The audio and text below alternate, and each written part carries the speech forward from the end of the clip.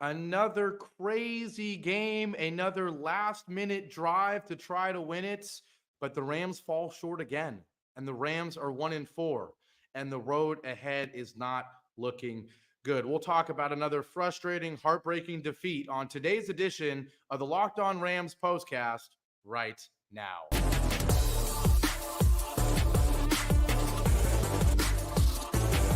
You are Locked On Rams Postcast, part of Locked On Sports Los Angeles, on the Locked On Podcast Network.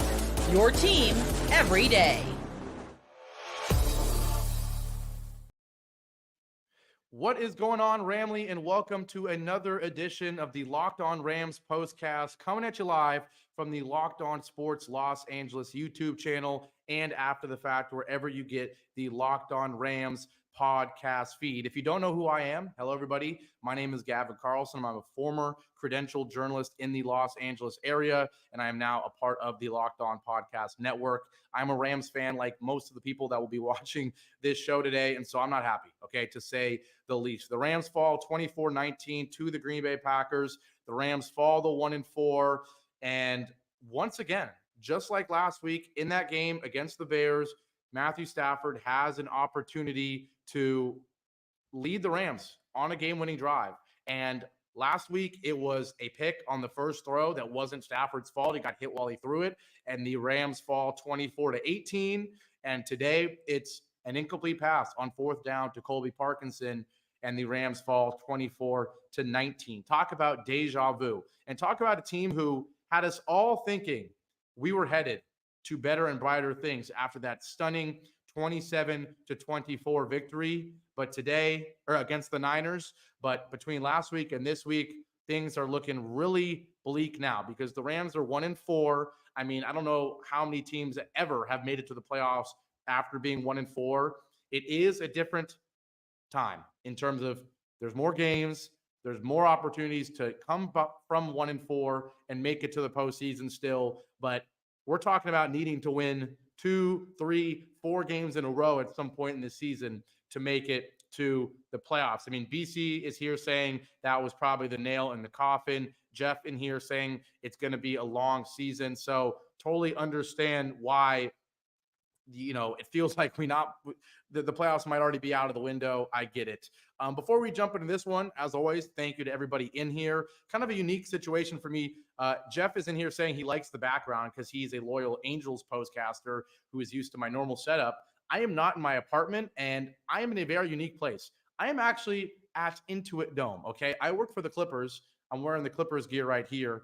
I work for the Clippers. I'm here at Intuit Dome for an event today, and I stepped aside from the event to watch the game and then come do the show for you. So I'm actually sitting in one of the conference rooms we have here at the facility. And so that's why I've got the cool background behind me. I'm not in an apartment. I am in a $2.7 billion basketball arena just down the street from where this frustrating game took place. So just a little clarification there for some of the people that are used to the normal setup. And also a quick shout out to the sponsor of today's show. It is LinkedIn. LinkedIn Jobs helps you find the qualified candidates you want to talk to faster. Post your job for free at linkedin.com/lockedonnfl. Terms and conditions apply.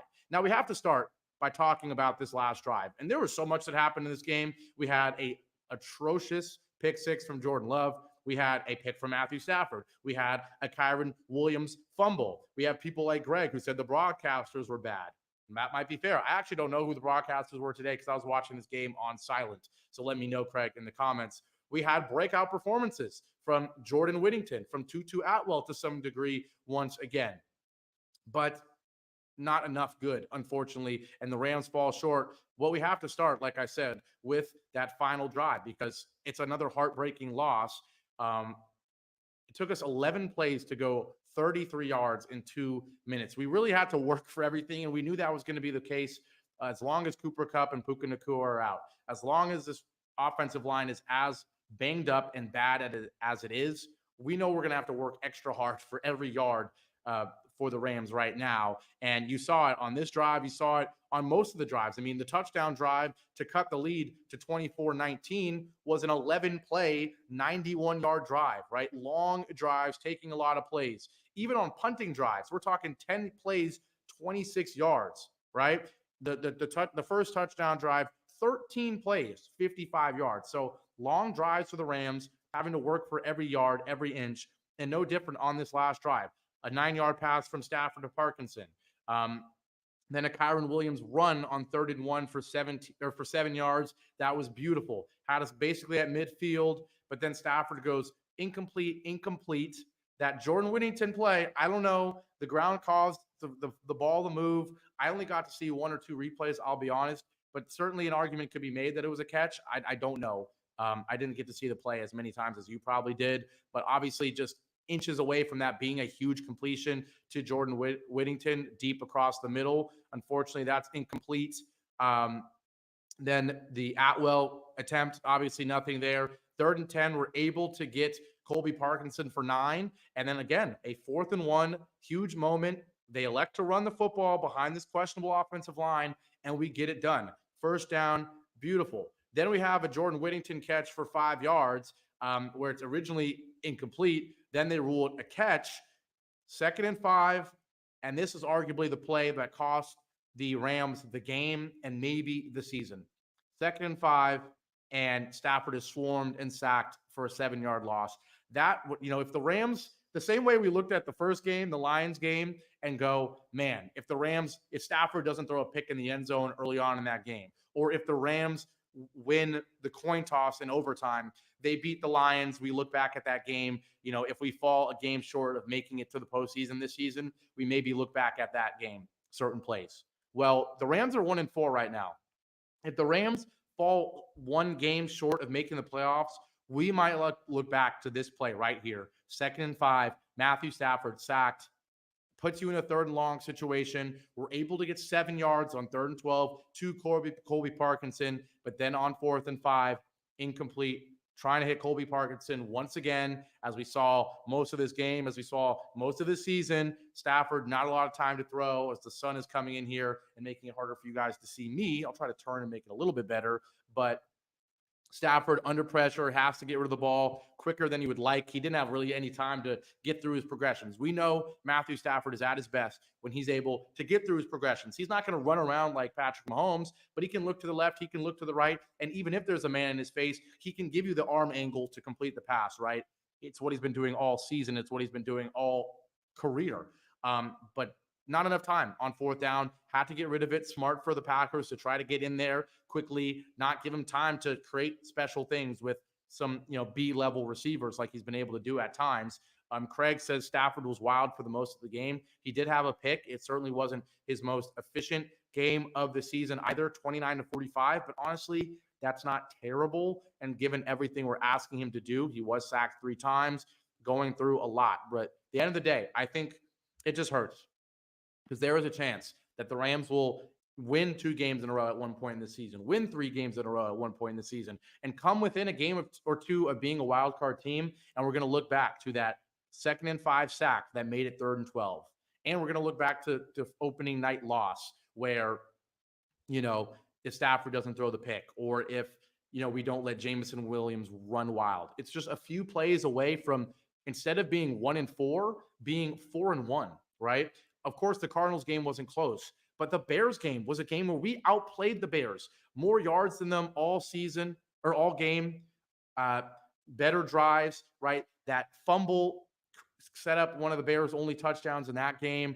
And even then, the Rams have a chance at the end of the game to go march down, right? So it just hurts knowing that it comes down to a few plays, especially with how much better the defense looked today versus other games. And seeing what we saw from a Jordan Whittington, from a Tutu Atwell, knowing how depleted this receiving core is, it just hurts knowing that it's probably not going to be enough to make the postseason in what is a playoff or bust season. We know that this roster is not ready to compete for 5 years. Maybe the defense in 5 years will be great, but what is Stafford going to be even next year? What is Cooper Kupp going to be even next year? Will it be Blake Corum in a couple of years instead of Kyron Williams? Who knows? Because Blake Corum never even plays for this team, right? So a lot of question marks, and it really hurts.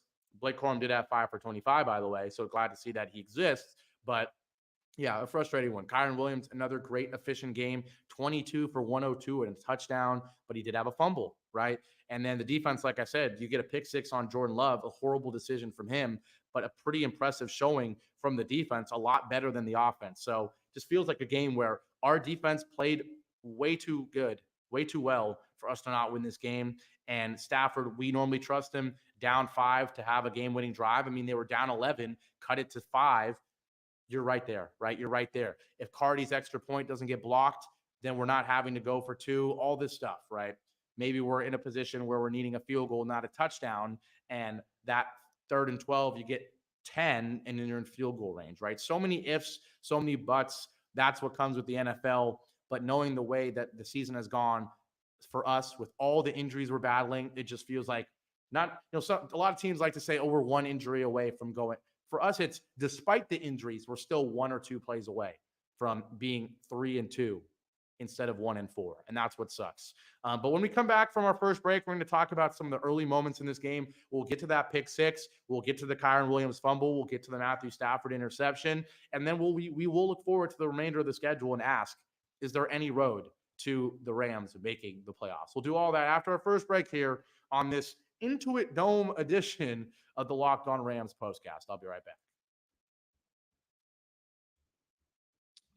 Now, once again, today's show is brought to you by LinkedIn and specifically LinkedIn Jobs. When you're hiring for your small business, you want to find quality professionals that are right for the role. That's why you have to check out LinkedIn Jobs. LinkedIn Jobs has the tools to help find the right professionals for your team faster and for free. Now, LinkedIn, I'm very familiar from both sides. I worked for a recruiting firm where I use LinkedIn Recruiter to find, candidates for our clients to hire. I use LinkedIn personally to find jobs. It's how I found my current job working for the Clippers here at Intuit Dome. It's not how I found Locked On, but it's how I find jobs. So I'm very familiar with LinkedIn as a whole. It's great. It's one of those things where there's other platforms. There's not many because it's a hard operation as is, but LinkedIn is superior to the few that there are. And in terms of LinkedIn, in terms of jobs, LinkedIn isn't just a job board. LinkedIn helps you hire professionals you can't find anywhere else, even those who aren't actively searching for a new job, but might be open to the perfect role. In a given month, over 70% of LinkedIn users don't visit other leading job sites. So if you're not looking on LinkedIn, you're looking in the wrong place. On LinkedIn, 86% of small businesses get a qualified candidate within 24 hours. So hire professionals like a professional on LinkedIn. Post your job for free at linkedin.com/lockedonnfl. That's linkedin.com/lockedonnfl to post your job for free. Terms and conditions apply. And today's show is also brought to you by BetterHelp. Now, what's something that scares you? Share a fear, no matter how big or small. Halloween lets us have fun with what scares us, but what about those fears that don't involve zombies and ghosts? Therapy is a great tool for facing your fears and finding ways to overcome them, because sometimes the scariest thing is not facing our fears in the first place and holding ourselves back from, really approaching them, looking at them face on, and trying to improve our experience with them. So if you're thinking of starting therapy, give BetterHelp a try. It's entirely online, designed to be convenient, flexible, and suited to your schedule. Just fill out a brief questionnaire to get matched with a licensed therapist and switch therapists anytime for no additional charge. Overcome your fears with BetterHelp. Visit betterhelp.com/lockedon today to get 10% off your first month. That's BetterHelp, HELP.com/lockedon. The sponsorship, with us, with Locked On, it's a great promotion to take advantage of it, and it makes things even more affordable for a really important cause, which is taking care of you and your mental health. It's such an important thing. So take advantage of it. Locked On, the code Locked On when you go to betterhelp.com/lockedon for 10% off. Back here live on this edition of the Locked On Rams Postcast here on the Locked On Sports Los Angeles YouTube channel, all a part of the Locked On Podcast Network. Once again, I am Gavin Carlson, a former credentialed journalist, specifically was covering UCLA football, UCLA men's and women's basketball, and now doing all of it for the Locked On Podcast Network. We already talked about that last second game-winning drive attempt to try to win this game, and obviously it falling short. And unfortunately, I do think that we will look back at that 2nd and 5 sack that turned a plus, yardage, 5 yards on first down. You're in plus, in terms of the chains, right? I'm searching for the term, but you know what I mean. In terms of you got 5 yards on first down, success rate, all that stuff. If you believe in analytics like I do to some degree, a positive, successful play, you gain 5 yards on first down. It's 2nd and 5. You're right where you need to be. And a sack puts you behind the chains. That's what I'm trying to say. We were ahead of the chains. The sack puts us behind the chains. It's 3rd and 12. And we'll look back at that sack, not the 4th and 5 that doesn't get completed to Colby Parkinson. We're going to look back at that sack that set us behind the chains and think, man, it really held us back from winning this game, from being 2-3, and maybe still having some life in terms of the playoff race. Later in this show, we will talk about the rest of the schedule going forward. But we have to talk about the remainder of this game because so much happened in this game. The Rams do fall behind early after back-to-back 3-and-outs from the Packers and Rams to start this one. The Packers go on a 9-play, 96-yard drive, starting at their own 4. And Jordan Love looked pretty good on this drive. Josh Jacobs looked really good on this drive. The Packers were creative. This was 2 great play callers, Matt LaFleur, Sean McVay, similar mindsets, of course, very familiar with each other. End arounds to Jayden Reed. Josh Jacobs runs up the middle, a lot of motion, all that good stuff. And then Josh Jacobs punches it in from 2 yards out to put the Packers up 7-0. Then we get one of the more costly mistakes here from the Rams in this one. 4th and 4 at the Green Bay 4.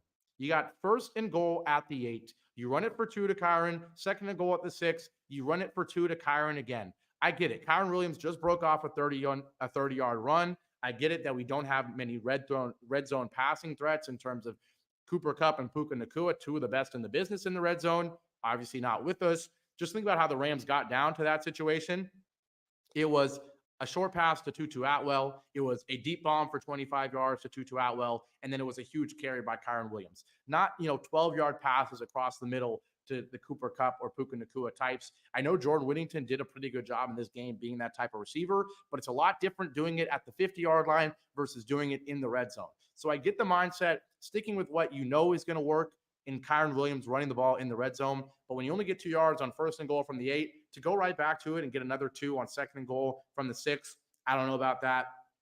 Clearly, McVay shows us it was 4-down territory when he runs it twice on 1st and 2nd down. So when it is an incomplete pass on 3rd and 4, trying to get it to Colby Parkinson, we go for it on 4th and 4. Based on how this game went, it being a close, low-scoring game, the 3 points looks really good right now. And I don't like to be the Monday morning quarterback. I don't like to use hindsight because it is 2020. In that situation, I'm honestly thinking it's going to be a high-scoring game. So I am kind of the mindset of going forward in that situation, just knowing that we aren't going to have many chances being at the 4-yard line. And maybe, just maybe, you have to take advantage and go for the 7 instead of the 3. So I'm not going to lie to you. In the moment, I understood the opportunity or the reason to go for it there. But when it doesn't happen, when it does not come through, not only do you question the decision, but you question the 1st and 2nd down play calling that turns a 1st and goal at the 8 into a 3rd and goal at the 4. And this was not good enough. And so you don't get it. If you would have known that this would have been a low-scoring game, maybe you kick the 3. But I think we were expecting the Packers offense with Jordan Love looking a little bit more healthy to put up more points than they did early on in this one. And they just had a touchdown drive, right? But the Rams defense, once again, you got to give it credit. They forced a 3-and-out. Rosenboom making great plays in this one, gets a tackle, then another tackle for a yard there, able to limit Wilson on his 2 carries. There's a 4th and 2, or we're able to force a 4th and 2, some penalties and all that stuff. But the Rams get the ball in great field position at the 45-yard line because of the penalty and everything. Blake Corum, he exists. Good to see that. He runs for 12. Would love to see him get the ball more. And then he catches an 8-yard pass as well. So Corum actually getting involved, which is nice. But a 3rd and 3, Kyren Williams only gets 2. Like I said earlier in the show, on 4th and 1, we stick with them. We get the 1st down. It's a nice drive. And we're able to have Kyren Williams punch it in from the 1 to tie the game at 7. Then another 3-and-out from the Packers. The Rams have all the momentum. We take 10 plays to go just 26 yards and punt. That was a frustrating drive because it really felt like the Rams could take advantage. But guess what? It didn't matter because then after that, the Packers get the ball at the 10. And Jordan Love, I don't know what he was thinking here. 3rd and 12, throws a pick 6. Jalen McCullough, great play.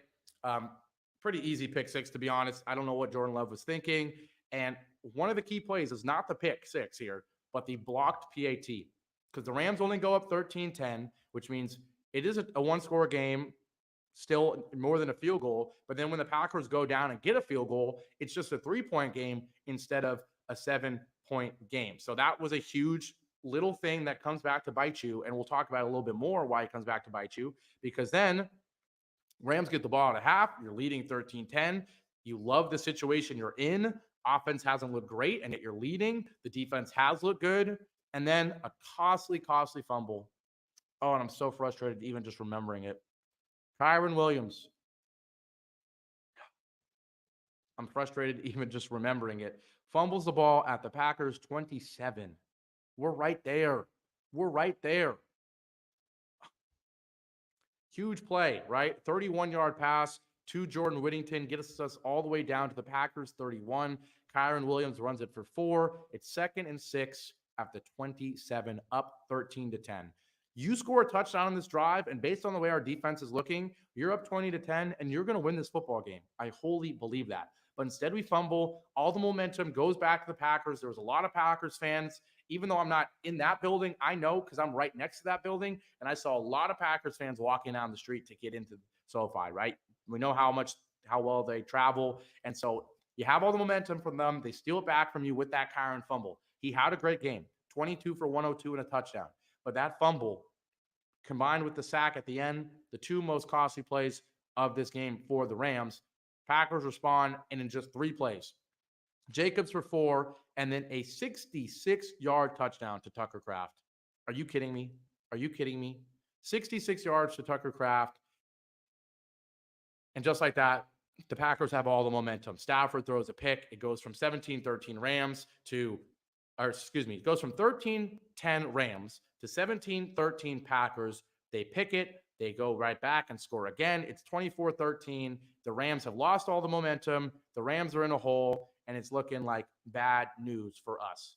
And it was. Even though we come back, we have a 91-yard drive, cut the lead to 5. And once again, because of the missed extra point, we have to go for 2 to make it 21, and we don't get it, right? If we have the 3 touchdowns, if it's 21-24, then on that last drive, all we need is a field goal, but we didn't have that. So just a few costly things, right? The same way we had a great, think about the way we won the Niners game. A punt, return, right? Limiting the Niners offense, a couple spectacular plays, a couple spectacular throws. Think about the way we lost the Lions game. You don't get the coin toss.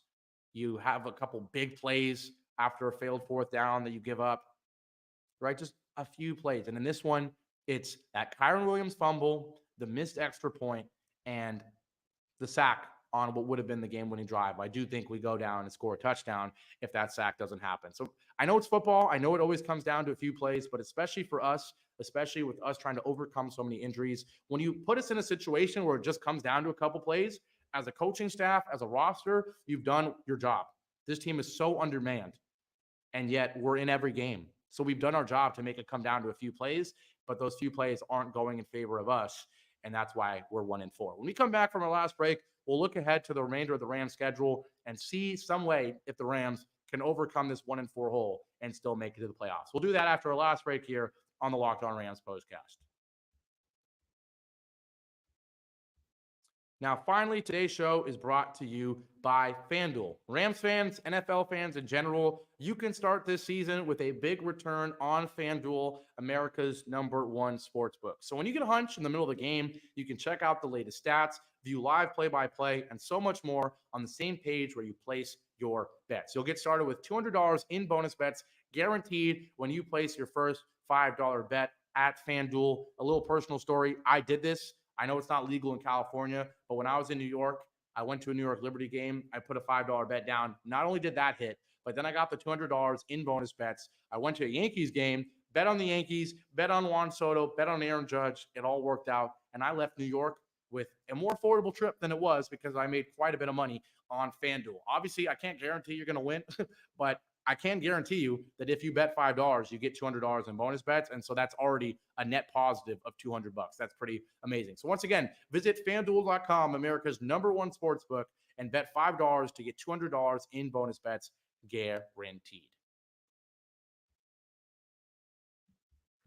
Back here live one more time on Locked On Rams Postcast, coming at you live on the Locked On Sports Los Angeles YouTube channel. I'm Gavin Carlson, here with this nice LA background because I am at Intuit Dome, the brand new $2.7 billion arena for the Clippers. I work for the Clippers. I'm here, but I also cover the Rams. I covered the Angels. I cover UCLA football. I'm a former UCLA credentialed journalist.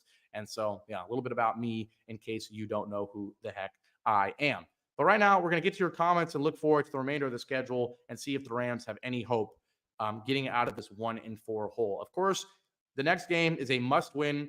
Regardless of the opponent, it would be a must-win, but especially given it's the Raiders at SoFi, there will be a lot of Raiders fans there that are mad that the Raiders are not in California still, but you have to win that game.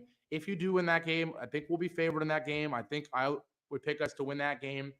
You go up 2-1, you go to 2 wins, you go to 2-4, and then you've got a stretch here that gets really interesting. You host the Vikings, so it's 3 straight home games. You host the Vikings. That's got to be a win. As much as the Vikings look great, they don't look unstoppable. And if we can get one of the two, of Cooper or Puka, back by then, if the offensive line can get a little bit better, we can certainly be in that game. The Vikings did not look amazing in that London game. I don't know how many of you caught it. It was early. I caught it. They didn't look amazing. The defense limited Aaron Rodgers, but Aaron Rodgers isn't the same self, and they barely escaped with a win. I think we can beat the Vikings. I think we can beat Seattle in Seattle.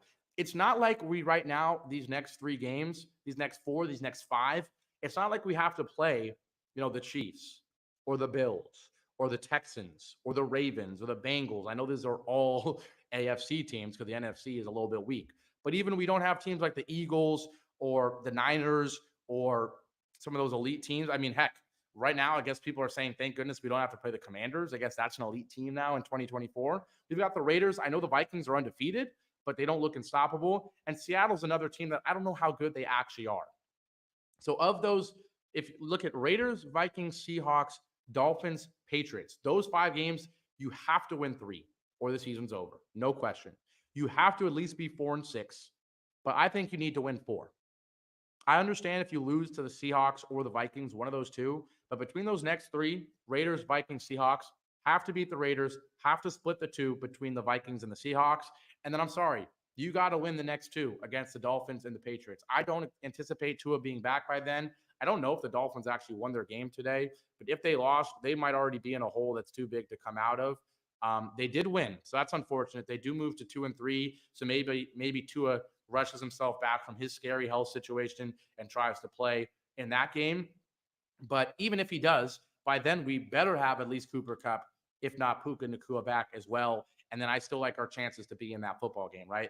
Patriots is a must-win game. So if we lose one of the 3 between Vikings, Seahawks, and Dolphins, one of those 3, but you go 4-1 otherwise, then you're right back to 5-5. You're right back in things. And then the schedule does get tough because then you have Eagles at the Saints, host the Bills, at the Niners.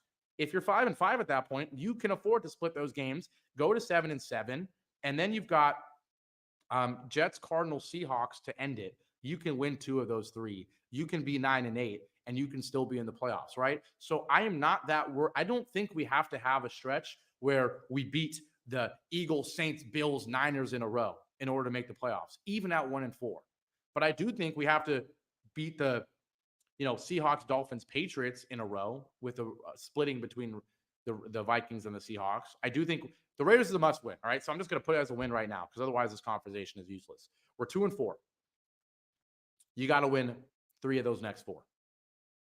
And if you're 5-5, I still think the Rams make the playoffs. Puka back, Cooper back, we make the playoffs. Huge if we can win 4 of our next 5. But I think it's possible. Patriots and Raiders are must wins. And then you got to win 2 of the 3 against Vikings, Seahawks, and Dolphins. From there, you're 5-5. From there, you can split that tough 4-game stretch of Eagles, Saints, Bills, Niners. And then you got to go 2-1 the rest of the way against the Jets, Cardinals, and Seahawks. I think it's possible. But you let me know. I do have people like Lond Gray Davis saying there's no hope for the Rams. He says, looking forward to the draft next year, done deal. Fair enough. Some people think that.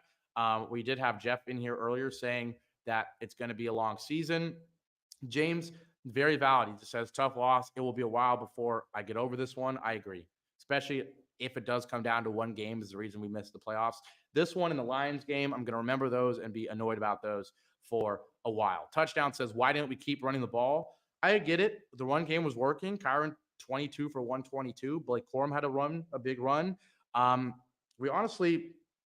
We love to abandon the run at times, but then we love to dedicate ourselves to the run when we're in the red zone.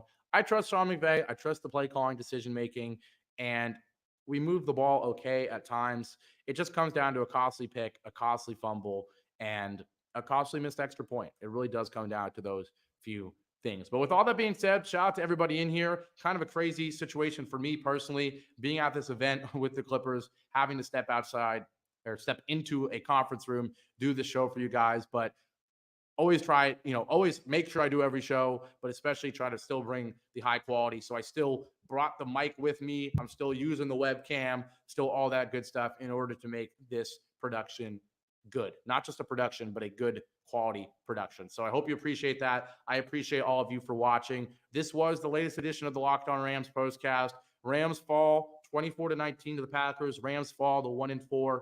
But we're going to win next week against the Raiders. We're going to win 2 of our next 3 against the Vikings, Seahawks, and Dolphins. We're going to beat the Patriots, and we're going to make it to the playoffs. I still think it can happen. Let me know in the comment section if you still think it can happen. Also, let me know what you thought of the show. Leave a like, comment, subscribe, all that good stuff. And, of course, check out Locked On Rams, the daily podcast with those guys over there, both on podcasting platforms and on YouTube. All right, I'm Gavin Carlson signing off. Hopefully Sunday Night Football is okay. Hopefully Monday Night Football is okay. And hope your fantasy teams won at least. I don't know if you made bets, if you're in a state where that's legal. Hopefully those hit to make up for the Rams losing today. But have a great rest of your Sunday. Have a great week. And I'll see you next Saturday for Locked On UCLA, next Sunday for Locked On Rams. And we'll go from there. All right, take care, everybody. Have a good one. So long. And as always, whose house? Rams house. Even after a loss, it's always Rams house. Take care.